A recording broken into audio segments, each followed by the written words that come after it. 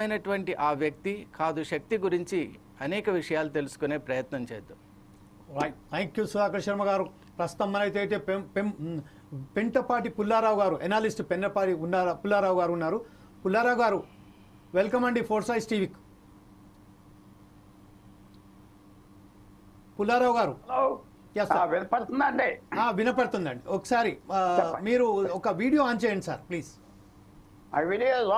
Okay, right sir. ఇప్పుడు ఈరోజు ఒక శక్తి కాక మన సుధాకర్ శర్మ గారు చెప్పినట్టుగా భారతదేశ శక్తి కాదు, భారతదేశ ఆర్థిక వ్యవస్థను మనం కోల్పోయామన్నాం.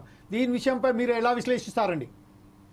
చాలా పెద్ద మన భారతదేశం స్వతంత్రం వచ్చాక ఒక పెద్ద ఫిగర్ మన్మోహన్ సింగ్.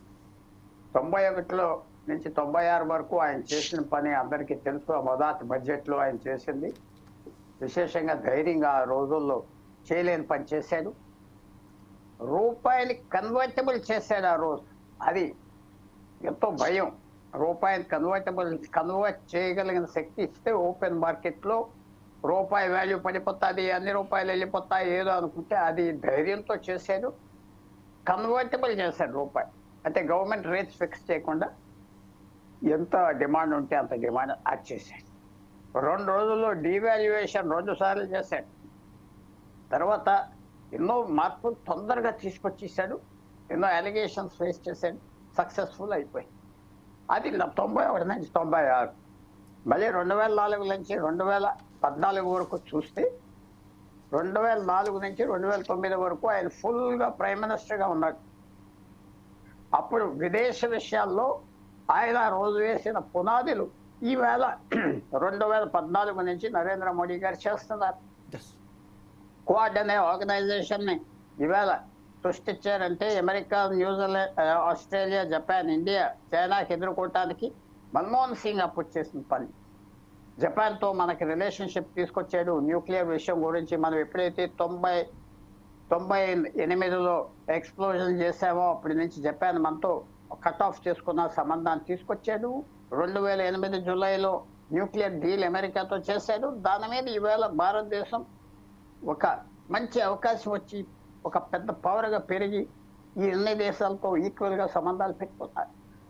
అది 2009 నుంచి 2014 ఆయన కథ వేరేగా ఉన్నది. ఎందుకంటే ఆయన అప్పుడు అంత ఫ్రీగా ఆయన పని చేయలేకపోయాడు. 2009 విజయం కాంగ్రెస్ పార్టీది, మన్మోహన్ సింగ్. అప్పుడు ఏమన్నారంటే సింగ్ ఈజ్ కింగ్ అన్నారు. జ్ఞాపకం పెట్టుకోండి, మర్చిపోండి. Singh is king.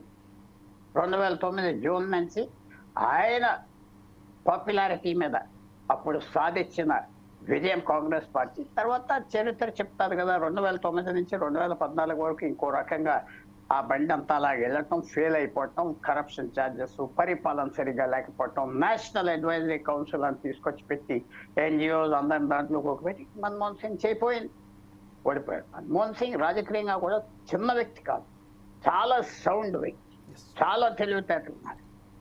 ఆయన ఎప్పుడైతే జూలై 2008లో ఫెయిల్ అయిపోయింది, గవర్నమెంట్ పడిపోతుంది అన్నప్పుడు ఆయన లెఫ్ట్ పార్టీ సపోర్ట్ విత్డ్రా చేశారు. సోనియా గాంధీ పరిగెత్తుకుని వెళ్ళి మన గవర్నమెంట్ పడిపోతుంది అంటే పడిపోతే పడిపోనే అన్నాడు. ప్రిన్సిపల్ కి నేను నిలబెడతా, న్యూక్లియర్ డీల్ ఉండాలి అమెరికాతో అన్నాడు. ఆ మెజారిటీ సమాజ్వాదీ పార్టీతో మాట్లాడి 40 ఓట్లు తీసుకొచ్చి గవర్నమెంట్ నిలబెట్టుకున్నాడు. తక్కువ రాజకీయ మనిషి కాదు. సో అన్ని విధాలుగా భారతదేశానికి ఆయన కాంట్రిబ్యూట్ చేశాడు. ఆర్థిక వ్యవస్థే కాదు, మన ఫారెన్ పాలసీ కొన్ని నిర్ణయాలు తీసుకున్నాడు. చాలా సౌండ్ నిర్ణయాలు, ఎక్కువ కనపడవు, కానీ టఫ్ నిర్ణయాలు తీసుకున్నాడు. ఈవేళ వచ్చింది ఏంటంటే చాలాసార్లు నేను రిజైన్ చేస్తానని కూడా చెప్పింది కూడా ఉన్నదని కూడా ఈవేళ న్యూస్ పేపర్స్ ఆయన వెళ్ళిపోతాననే విషయాలు కూడా ఉన్నాయి. తగ్గిపోయిన తర్వాత చాలా గొప్ప వ్యక్తి భారతదేశానికి. మనకి నరసింహారావు గారికి క్రెడిట్ ఇవ్వాలి, ఆయన తీసుకొచ్చి పెట్టినందుకు. అది మర్చిపోకూడదు. నరసింహారావు గారు అది మనం జ్ఞాపకం పెట్టి. ఇప్పుడు